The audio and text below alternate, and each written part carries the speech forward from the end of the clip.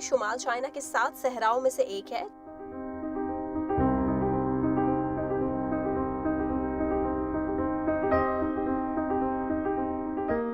China के researcher ने stretch का इस्तेमाल करते हुए रेत के टीलों को ठीक करने का तरीका दरियाफ्त कर लिया।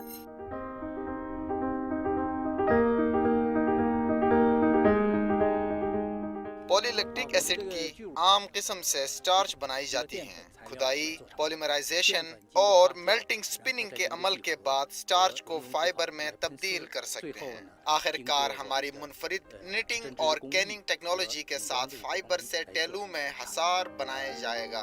वर्कर्स ने ग्रिड पैटर्न में हसार बना दिए हैं।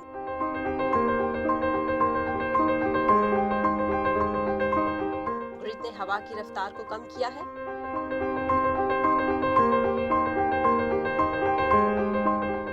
फिर ग्रिड में दरख्तों को लगाया जाता है।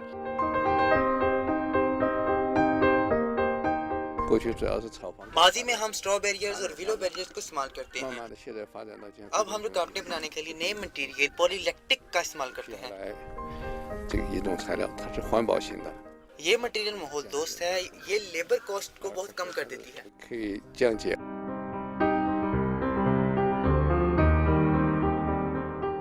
गुज़िश्ता 30 सालों में क्यूब्यूकी सहरा में तकरीबन 6,460 किलोमीटर स्क्वायर तक पौधे लगाए गए हैं।